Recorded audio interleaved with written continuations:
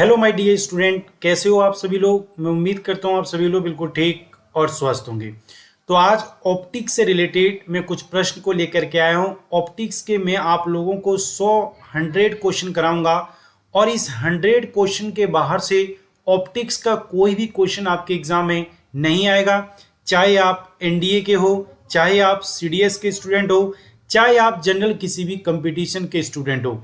किसी भी कंपटीशन की तैयारी यदि आप कर रहे हो बच्चों, तो याद रखना फिजिक्स के अंदर यदि ऑप्टिक्स से कोई प्रश्न आपका आता है तो इन 100 प्रश्नों से बाहर एक भी प्रश्न नहीं आएगा। मैं इसको 5 पार्ट में आप लोगों को कवर कराऊंगा, 20-20 प्रश्नों को लेकर के, ताकि सारे प्रश्न आपको इजी और आसानी से समझ में आ जाए। फिर भी यदि किसी प्रश्न को समझने में कोई दिक्कत हो रही हो तो कमेंट करके आप सभी बच्चे जरूर बताएंगे कि क्या दिक्कत, क्या इश्यूज है आपको, ताकि मैं उसको रिजॉल्व करने का प्रयास करूंगा। बेटा, आपके हर कमेंट्स को मैं एक एक करके पढ़ता हूं और उस कमेंट का रिप्लाई देता हूं कि आपको ये पता चले कि सर कमेंट पढ़ रहे हैं या नहीं पढ़ रहे हैं।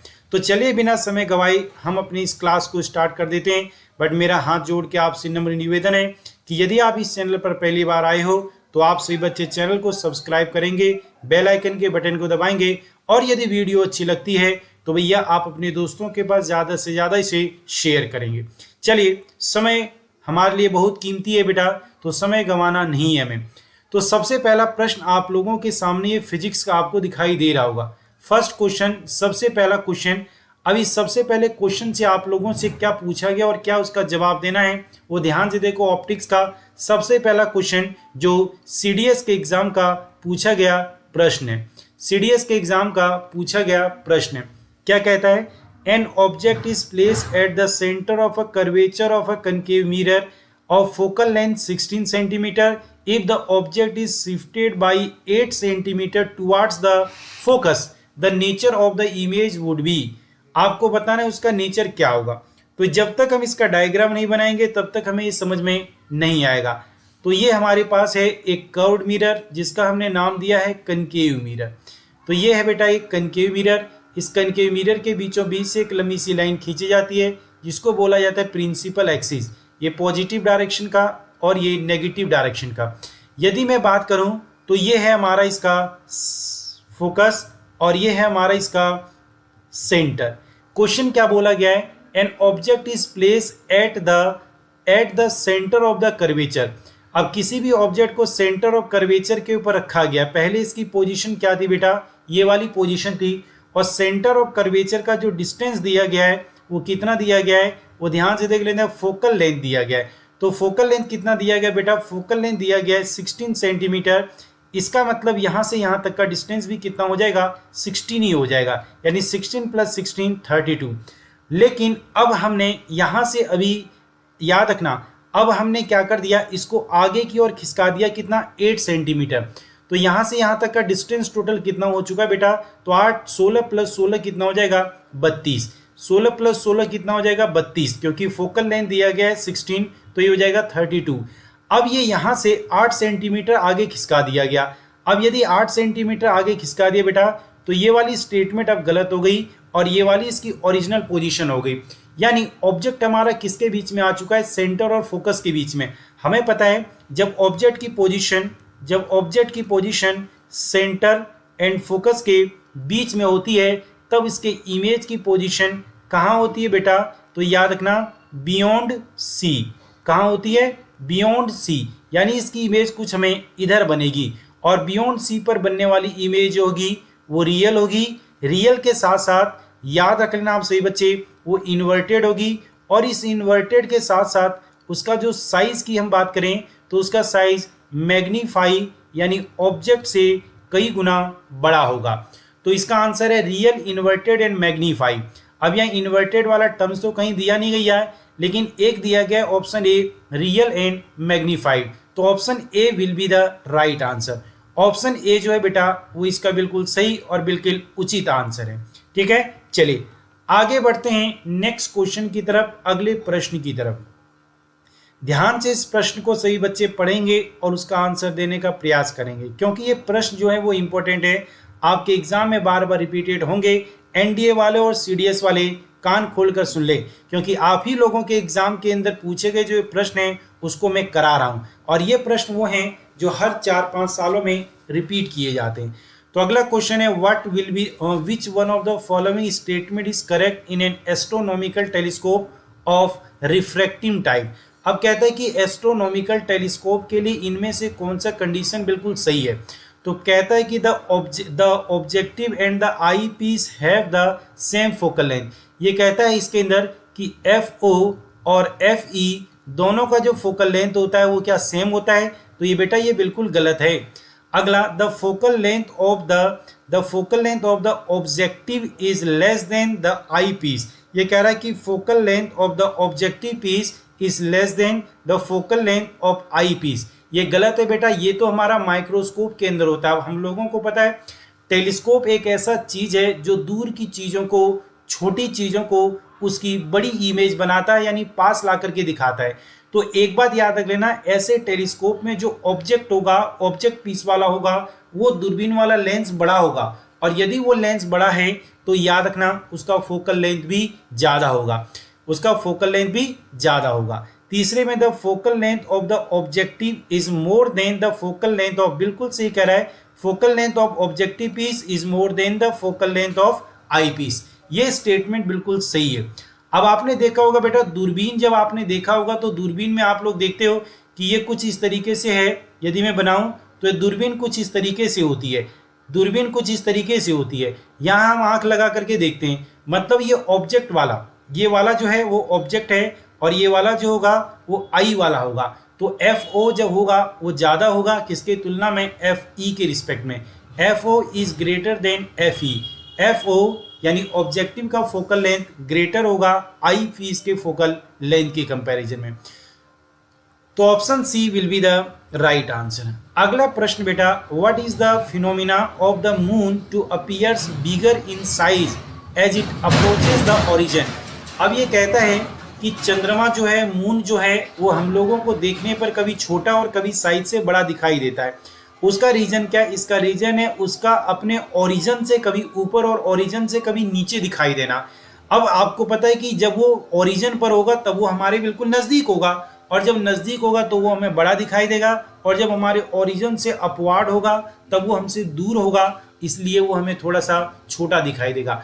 और ऐसा होने का कारण है पृथ्वी का वायुमंडल, पृथ्वी का एयर, इसलिए इस घटना को हम बोलते हैं एटमॉस्फेरिक रिफ्रैक्शन।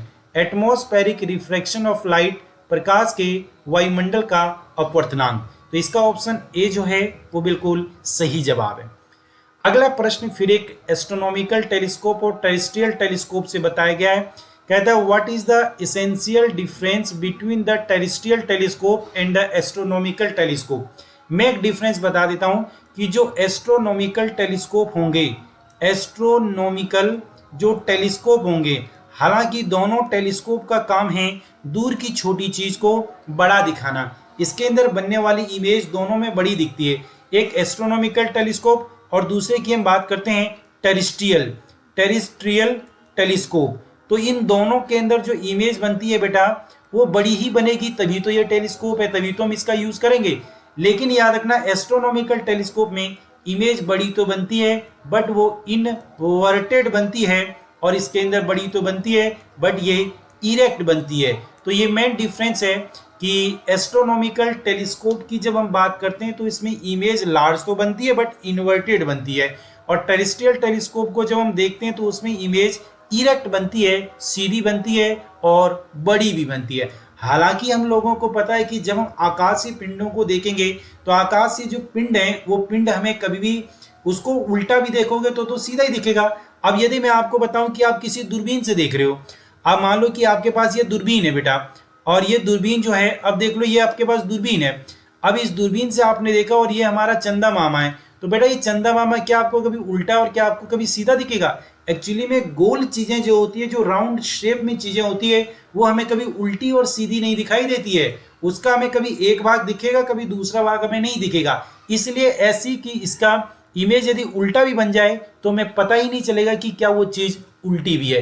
तो तब हमें उल्टे सीधे का पता चलेगा जब कोई भी ऑब्जेक्ट यदि अपवार्ड हो और डाउनवर्ड हो, तब हमें पता चलेगा, तब हम उस टेलीस्कोप का यूज नहीं कर सकते हैं। तो ये मेन और बेसिक डिफरेंस है टेरेस्ट्रियल टेलीस्कोप में और एस्ट्रोनॉमिकल टेलीस्कोप में। अब देखते हैं कौन से ऑप्शन में है जिसके अंदर ये दिया गया है, one of the lens as a terrestrial telescope is concave. नहीं बेटा, लेंस तो दोनों के अंदर कन्वेक्स ही होता है, ये बात याद रख लेना आप लोग। The final image formed in the terrestrial telescope is virtual. ये बिल्कुल सही कह रहा है कि फाइनल इमेज जो होती है टेरेस्ट्रियल टेलीस्कोप में वर्चुअल होती है। बट आगे और देखते हैं, a terrestrial telescope form an erect image. अच्छा, वर्चुअल के साथ साथ इरेक्ट भी होता है ना, बात तो सही है। Erect image while the astronomical telescope is the inverted image. ये स्टेटमेंट बिल्कुल सही कह रहा है। A terrestrial telescope is the inverted image, ये तो बेटा गलत कह रहा है कि टेरेस्ट्रियल टेलीस्कोप में इरेक्ट इमेज बनती है, वर्चुअल एंड इरेक्ट बनती है। ये बात आपको याद रख लेना है। तो इसका ऑप्शन सी जो है वो बिल्कुल सही जवाब है। अगला प्रश्न हमारा एक रिफ्रैक्टिव इंडेक्स से रिलेटेड है। A beam of light travelling at a velocity of v metre per second is incident at the angle 45 degree on a glass slab of refractive index 1.5. What is the velocity of the beam of light inside a glass slab? ये देखो, ये कोई glass का slab है और इस glass के slab में किसी भी सोर्स से कोई बीम ऑफ लाइट आ रही है जो इसके अंदर 45 डिग्री के एंगल से अंदर इंटर कर रही है। अब आपको पता है कि नीचे हमारा ग्लास है, नीचे हमारा क्या है बेटा, ग्लास है। अब यदि ग्लास है तो ये हमारा मीडियम 1 बन जाएगा और ये मीडियम 2 बन जाएगा। अब इस मीडियम के अंदर वेलोसिटी होगी v1 और इस मीडियम के अंदर वेलोसिटी होगी v2। अब ध्यान से देखो, ये लाइट क्या सीधी निकल पाएगी? नहीं, ये थोड़ी सी ऐसी टर्न हो जाएगी। अब जब थोड़ी सी ऐसी टर्न हो जाएगी तो इसी फिनोमिना को तो हम क्या बोलते हैं, रिफ्रैक्शन। ये एंगल बनेगा I और ये एंगल बनेगा R, एंगल ऑफ रिफ्रैक्शन। अब यहाँ पर ध्यान से देख लेते हैं। अब यहाँ पर ये पूछा गया है कि इसने म्यू दिया है, किसका म्यू दिया है बेटा? तो इसका रिफ्रैक्टिव इंडेक्स इसने दे दिया है इस कांच के स्लैब का। कितना दिया गया है? तो कांच के स्लैब का दिया गया है 1.5। अब हम देखते हैं, तो हमें formula mu is equal to speed of light in first medium upon में speed of light in second medium. अब हमें यहाँ सेकेंड मीडियम का कैलकुलेट करना है, तो v2 हमें कैलकुलेट करना है। ये v1 और इसके डिनोमिनेटर में आ जाएगा म्यू। v1 कितना है बेटा? तो v1 दिया गया है कितना, v metre per second, v metre per second. और म्यू कितना है? म्यू है 1.5। क्या मैं इस 1.5 को यहाँ से हटा के ऊपर कितना लगा सकता हूँ बेटा? 10। तो 5 से काटेंगे तो 3 और 5 से काटेंगे तो 2। तो इसका रिफ्रैक्टिव इंडेक्स आ गया 2v अपॉन में 3। ये इसकी वेलोसिटी आ गई है 2v अपॉन में 3। Option B will be the right answer.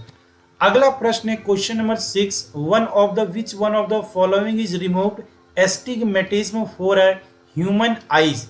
यदि किसी भी व्यक्ति के आंखों के अंदर एस्टिग्मेटिज्म हो जाता है तो कौन से लेंस का यूज किया जाता है? मैं बता दूं, कनकेव जो यूज करते हैं ये वो लोग होते हैं जिनको मायोपिया होता है, और कन्वेक्स वो लोग यूज करते हैं जिनको हाइपरमेट्रोपिया होता है, हाइपरमेट्रोपिया होता है। और यदि मैं बात करूं सिलिंड्रिकल लेंस, तो ये वही लोग हैं जो एस्टिग्मेटिज्म यानी अबिंदुकता में यूज करते हैं। तो यहाँ पर पूछा गया है एस्टिग्मेटिज्म के लिए, इसलिए ऑप्शन सी जो है वो बिल्कुल राइट आंसर होगा। अगला क्वेश्चन है, when light was travel from air to glass which variable are affected. ये कहता है, ध्यान से देखो, ये ग्लास का स्लैब है, ये ऊपर एयर है और नीचे हमारा ग्लास है। अब ये कहता है कि कोई भी लाइट इसके अंदर जा रही है तो ये लाइट जब अंदर जाएगी तो इसके अंदर कौन सी चीज़ वेरिएट हो जाएगी? सबसे पहले याद रख लेना, इसकी वेवलेंथ वेरिएट हो जाएगी। इसकी वेवलेंथ जो होगी वो चेंज हो जाएगी। वेवलेंथ जो होगी वो क्या होगी बेटा? चेंज हो जाएगी। मैं यहाँ पूरा लिख देता हूँ। देखो, सबसे पहले इसकी स्पीड जो होगी वो डिक्रीज हो जाएगी। इसकी वेवलेंथ जो होगी वो भी डिक्रीज हो जाएगी, ठीक है। लेकिन एक बात याद रख लेना, यदि मैं बात करता हूँ कलर की और यदि मैं बात करता हूँ फ्रीक्वेंसी की, तो ये कलर और फ्रीक्वेंसी ये दोनों के दोनों रिमेन सेम रहेंगे, ये कभी भी चेंज नहीं होंगे। तो चेंज या तो उसकी स्पीड होगी या फिर उसका वेवलेंथ होगा। तो वेवलेंथ एंड फ्रीक्वेंसी कभी चेंज नहीं होती, फ्रीक्वेंसी कभी चेंज नहीं होती, फ्रीक्वेंसी कभी चेंज नहीं होती। तो चेंज होगा वेवलेंथ एंड वेलोसिटी। तो ऑप्शन डी इसका जो है वो बिल्कुल उचित आंसर है। अगला प्रश्न, which one of the following is correct, large aperture telescope are use for. अब ये कहता है कि किसी भी टेलीस्कोप का जो एपरेचर होता है वो लार्ज यूज क्यों किया जाता है? तो किसी भी टेलीस्कोप का एपरेचर इसलिए लार्ज यूज किया जाता है ताकि वो हाई मैग्नीफाई इमेज बना सके, ताकि वो मैग्नीफाई इमेज बना सके, किसी ऑब्जेक्ट की हाई मैग्नीफाई इमेज बना सके। तो इसका आंसर होगा ग्रेटर मैग्निफिकेशन, ग्रेटर मैग्निफिकेशन। आगे बढ़ जाते हैं। Next, consider the following, consider the following statement, consider the following statement, निम्नलिखित कथनों पर विचार करें। The focal length of the objective of the microscope is less than the focal length of eyepiece। बिल्कुल सही है। जब हम सिंपल माइक्रोस्कोप या कंपाउंड माइक्रोस्कोप की बात करते हैं तो उस माइक्रोस्कोप में हमें पता है the focal length of the objective piece यानी FO is less than the FE। ये किसके लिए? ये सिंपल माइक्रोस्कोप की बात होती है। तो ये स्टेटमेंट बेटा सही है। अगला यदि मैं बात करूं, the minimum distance between an object and the real image found by the convex lens. अब देखो बेटा, ये है हमारा कन्वेक्स लेंस और कन्वेक्स लेंस के बीचों बीच से हमने ये प्रिंसिपल एक्सिस की लाइन खींची है। ये इसका हमें पता है कि सबसे पहला फोकस है और ये हमारा इसका दूसरा फोकस है जो कहाँ पर होगा बेटा? सेंटर पर। इधर वाले का फोकस यहाँ और इधर वाले का दूसरा फोकस यहाँ और यहाँ पर इसका होगा दूसरा सेंटर। तो ये कहता है कि इमेज रियल भी बनानी है। इमेज कैसी बनानी है बेटा? कहता है कि the minimum distance between an object and it's real image, real image. तो यहाँ तो हम कहीं भी रख नहीं सकते क्योंकि यहाँ पर इमेज बनेगी वर्चुअल, तो हम F पर रखेंगे। यदि हमने F पर रख दिया तो उसकी इमेज कहाँ बन जाएगी? इन्फिनिटी पर बन जाएगी। तो फिर इन्फिनिटी तक के डिस्टेंस को तो हम काउंट नहीं कर सकते, तो हमें यहाँ पर रखना है, सेंटर पर रखना पड़ेगा। क्योंकि जब ऑब्जेक्ट को हम सेंटर के ऊपर रखते हैं तो उसकी इमेज भी कहाँ बनेगी बेटा? सेंटर के ऊपर ही बनेगी। तो यहाँ से यहाँ तक इमेज बनेगी। रियल टोटल डिस्टेंस काउंट कर लो। ये हमारे पास कितना है बेटा? ये F है, 1F, 2F, 3F, 4F। तो टोटल क्या ये 4F है? बिल्कुल सही है। ऑप्शन बी भी बिल्कुल सही है। तो इसका राइट आंसर होगा बोथ A एंड B, 1 और 2 दोनों के दोनों सही होंगे। अगला question, a far sighted person has the near point 100 centimetre. हम सभी बच्चों को पता है कि हम सभी लोगों का जो नियर पॉइंट होता है, हम सभी लोगों का क्या होता है बेटा? जो नियर पॉइंट होता है वो कितना होता है? नियर पॉइंट यदि मैं बात करूं हम सभी लोगों का तो वो फिक्स है, कितना है? 25 सेंटीमीटर। तो इसका मतलब ऑब्जेक्ट जो है वो 25 सेंटीमीटर पर था, लेकिन ये जो चला गया है वो 100 सेंटीमीटर पर चला गया है। अब हमें पता है कि इसको फार साइटेडनेस है तो इसने लेंस कौन सा यूज किया होगा? कॉन्वेक्स लेंस यूज किया होगा। और कॉन्वेक्स लेंस के अंदर जो हमें पता है कि जो इमेज है, कॉन्वेक्स लेंस के अंदर हमें इमेज के बारे में पता है, कॉन्वेक्स लेंस के अंदर हमें ऑब्जेक्ट के बारे में पता है। तो ऑब्जेक्ट जो हमेशा रखा जाएगा वो कितना रख जाएगा बेटा? माइनस में रखा जाएगा। और इसकी इमेज जो बनेगी वो याद रखना हमेशा नीचे की ओर बनेगी, तो रियल होगी। तो ये भी किस में ले लेंगे? माइनस में। तो यहाँ फार्मूला लगा देते हैं, 1/f is equal to 1/v minus का 1/u। तो 1/f, v की वैल्यू पुट कर दो। v की वैल्यू कितनी है बेटा? माइनस का 100 प्लस 1 में माइनस माइनस प्लस हो जाएगा 1/25। एलसीएम लोगे तो कितना आ जाएगा बेटा? 100। अब ध्यान से देखो, 100 करोगे तो माइनस का ये आ जाएगा 1 और 25 का आ जाएगा 4। तो ये हो जाएगा 3/100। ये किसकी वैल्यू आ चुकी है? 1/f की वैल्यू आ चुकी है। क्वेश्चन इसमें पूछा है कि संशोधन करने के लिए लेंस की क्षमता कितनी होगी? तो power is equal to 1/f, power is equal to 1/f। But हमें पता है कि जब सेंटीमीटर में यूज करते हैं तो 100/f होता है। तो मैं लगा सकता हूँ P is equal to 1/f into में 100। अब 1/f की जगह पे हम लिखेंगे 3/100 इंटू में 100। 100 से 100 कैंसिल, तो हमारा राइट आंसर आ चुका है बेटा कितना? 3। बट ये 3 किसी साइन में नहीं आया, तो प्लस में आया होगा 3 डायोप्टर। तो कौन सा आंसर सही है? Option D, +3 dioptre, +3 dioptre. आगे बढ़ते हैं। Next question number 11। Question number 11 में कहता है, in a simple microscope the lens is held at a distance d। Simple microscope में जो लेंस को होता है वो d डिस्टेंस पर रखा जाता है। The I and the image is formed at the least distance d। और इमेज जो होता है वो लीस्ट डिस्टेंस कैपिटल D पर बनता है। Of the discrete vision from the eye, then the magnifying power of the magnifying power of the microscope. तो microscope का जो पावर होता है वो आपको पता है 1+d/f, ये होता है 1+d/f। कौन से ऑप्शन में बेटा? ऑप्शन बी में ये छिपा हुआ है, तो बी इसका राइट आंसर है। Next question number 12। Question number 12 में एक डायग्राम दिया गया है, इसको ध्यान से समझते हैं और इसका आंसर देने का प्रयास करते हैं। कहता है कि a ray of light is incident normally on the faces of the right angle isosceles prism. ये एक आइसोसेलेस प्रिज्म है। अब यदि ये आइसोसेलेस प्रिज्म है तो आपको पता है इसकी दो भुजाएं एक बराबर होगी, तो ये वाली और ये वाली दोनों भुजाएं बराबर है, तो इसका मतलब इन दोनों का एंगल भी सेम होगा 45 और ये 90 डिग्री का है, परपेंडिकुलर है। अब ध्यान से देखो यहाँ पर it undergoes the total internal reflection from the hypotenuse. ये कहता है ये जो हाइपोटेनस है, इस हाइपोटेनस पर TIR हो रहा है, ये रिफ्लेक्ट हो रहा है, रिफ्लेक्ट होकर के इससे टकरा करके कुछ इस तरीके से चला जा रहा है। Which one of the following is the minimum refractive index of the material to the prism. तो प्रिज्म के लिए मिनिमम रिफ्रैक्टिव इंडेक्स क्या होगा? तो आप लोगों को पता है कि यहाँ पर एंगल सी की वैल्यू कितनी बन चुकी है बेटा? 45 डिग्री बन चुकी है। और हमें पता है क्या sir, mu is equal to 1/sin c, यही तो होता है। तो इसका रिफ्रैक्टिव इंडेक्स निकालोगे 1/sin c। c कितना दिया गया बेटा? 45 डिग्री। तो 1/45 डिग्री की वैल्यू कितनी होती है? 1/√2। तो ये जो √2 है वो कहाँ पर आ जाएगा बेटा? ऊपर आ जाएगा, और √2 की वैल्यू होती है 1.414। तो कौन सा ऑप्शन सही है? ऑप्शन सी जो है वो बिल्कुल सही है। आगे बढ़ते हैं क्वेश्चन नंबर 13। बट बेटा यदि आपको प्रश्न अच्छा लग रहा होगा तो आप अपने दोस्तों के पास सेशन को शेयर करेंगे और कमेंट करके जरूर बताएंगे कि यदि आपको किसी चीज में डाउट है तो वो क्या है, ताकि मेरा भी हौसला बढ़ेगा बेटा। Consider the following statement, the principle of total internal reflection is applicable to explain the. ये कहता है कि TIR के लिए इनमें से कौन सा टर्म्स एप्लीकेबल है? पहला, the formation of the mirage. बिल्कुल सही, जो मिराज की फॉर्मेशन होती है वो TIR के कारण ही होती है, TIR के कारण, टोटल इंटरनल रिफ्लेक्शन के कारण। The formation of image in microscope, बिल्कुल गलत है बेटा। माइक्रोस्कोप के अंदर इमेज जो बनती है वो रिफ्रैक्शन के कारण बनती है। अगला है colours of the evening sky. आकाश का जो रंग होता है हमें नीला दिखाई देता है, वो स्कैटरिंग के कारण दिखाई देता है। Operation of the optical fibre, optical fibre का जो प्रयोग किया जाता है, बिल्कुल सही, ये भी TIR के प्रिंसिपल पर वर्क करती है।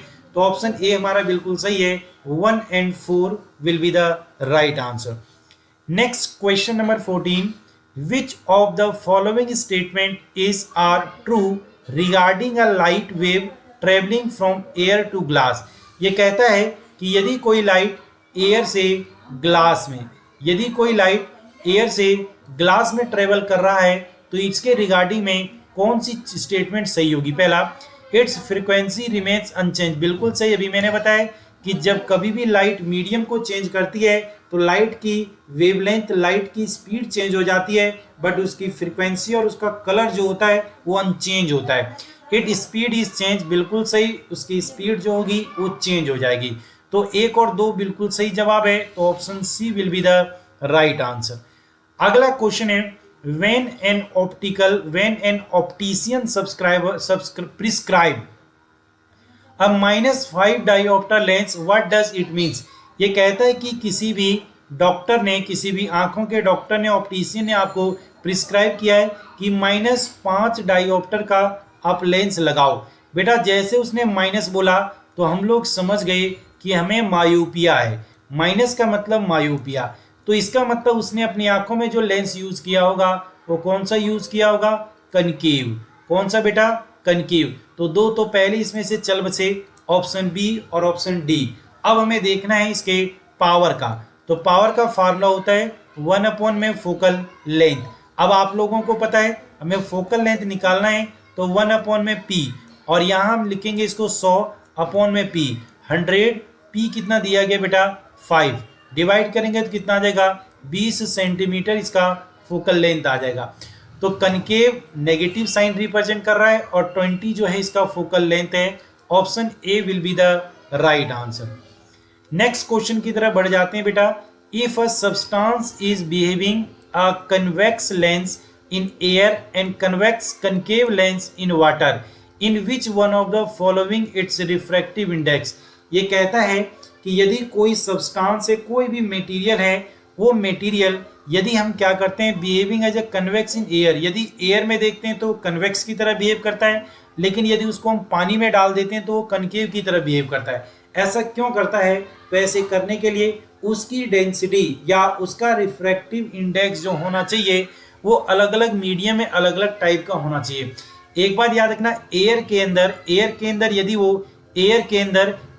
अंदर यदि वो कन्वेक्स की तरह शो कर रहा है तो याद रख लेना उस एयर का रिफ्रैक्टिव इंडेक्स जो होना चाहिए ग्रेटर, एयर से ज्यादा, एयर से उसके म्यू की वैल्यू जो होनी चाहिए वो अधिक होनी चाहिए। ठीक है बेटा, तो इसका कहाँ है ग्रेटर? ग्रेटर देन, बहुत greater than air but lesser than water, ये सही है हमारा C, greater than air but lesser than water. अगला क्वेश्चन नंबर 17 है बेटा, the sun is visible a little before actual the sunrise and because of which of the following. ये कहता है कि देखो ये हमारा है ओरिजिन, हम यहाँ पर होते हैं, हम कहाँ होते हैं बेटा? ओरिजिन पर। अब मान लो कि सूरज जो है वो यहाँ पर है, अब सुबह सुबह जैसे हमने देखा तो सूरज कहाँ पर था? ये ओरिजिन पर था, सूरज जो है वो ओरिजिन से नीचे है, तो ये है इसकी ओरिजिनल पोजीशन, ये इसकी रियल पोजीशन है। लेकिन जब हम इसको देखते हैं तो ये हमें यहाँ ऊपर की ओर दिखाई देता है, तो ये इसकी जो है वो इमेजिनरी पोजीशन है। तो सूरज अभी निकला नहीं है बट हमें ऐसा लगता है कि सूरज निकल चुका है। क्यों? क्योंकि वो ओरिजिन से ऊपर दिखाई देता है हमें, इसलिए लगता है कि वो निकला होता है, तो ये उसका एपरेंट पोजीशन है।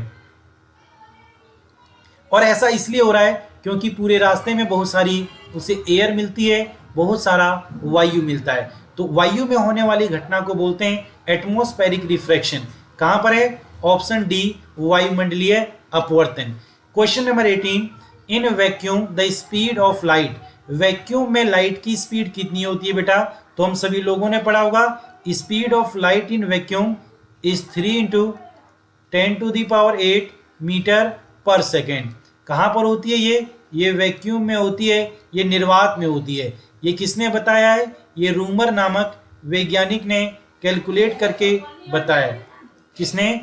रूमर नामक वैज्ञानिक ने कैलकुलेट करके बताया। बट एक बात याद रखना है, जब वैक्यूम में लाइट की स्पीड चल रही है तो वो कांस्टेंट चलती है। कैसे चलती है? कांस्टेंट, ना तो इसकी स्पीड बढ़ती है ना ही इसकी स्पीड घटती है, इसलिए वो किसी पर डिपेंड नहीं करेगी। वैक्यूम में ये किसी भी वेव के नेचर पर डिपेंड नहीं करेगी, चाहे कोई भी चीज हो। तो neither depend on it's wavelength, it's frequency and it's intensity, ये किसी पर भी डिपेंड नहीं करेगी। हाँ, ये सारी चीजें डिपेंड करेगी यदि वो मीडियम में चल रही हो, तो मीडियम में यदि चलेगी तो वेवलेंथ, फ्रीक्वेंसी और इंटेंसिटी डिपेंड करेगी उसकी स्पीड के कम और उसकी स्पीड के ज्यादा होने का। आगे बढ़ते हैं क्वेश्चन नंबर 19।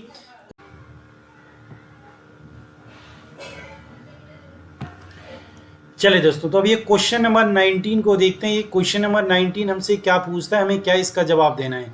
तो क्वेश्चन नंबर 19 कहता है कि how far must a girl stand in front of a concave spherical mirror radius 120 centimetre to see an erect image of her face 4 times its natural size. यानी अपनी image को 4 गुना बड़ा देखना है। कितना? 4 गुना बड़ा।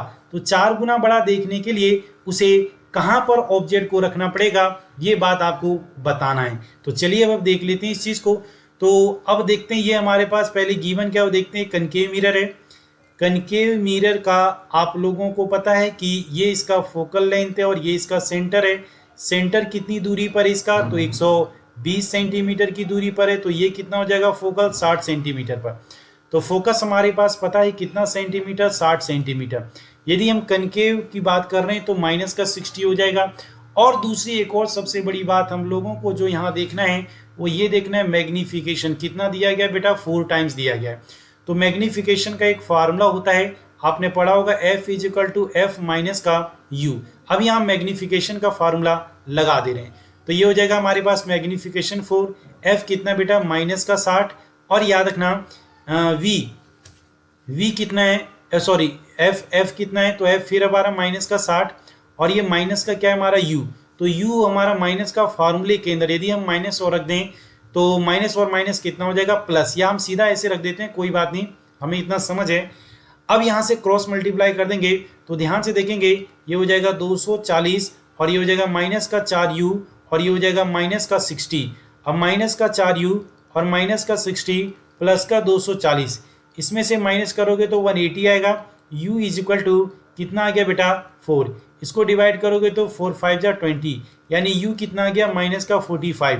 तो माइनस का 45, तो यहाँ पर 45 वाला एक ही है, इसलिए हमारा राइट आंसर होगा 45 सेंटीमीटर फ्रॉम द मिरर।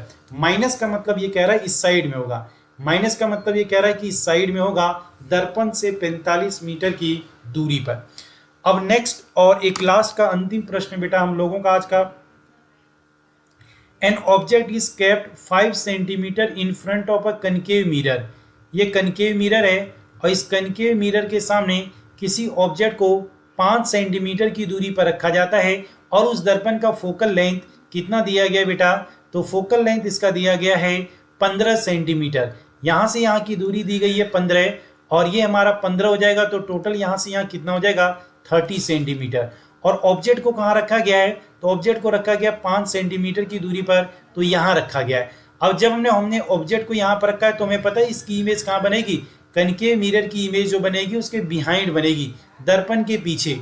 और दर्पण के पीछे जो बनने वाली इमेज होती है, दर्पण के पीछे जो बनने वाली इमेज होती है वो याद रखना वर्चुअल होती है, लेकिन वर्चुअल होने के साथ साथ ये इरेक्ट भी होगी, सीधी भी होगी और वस्तु से कई गुना बड़ी भी होगी।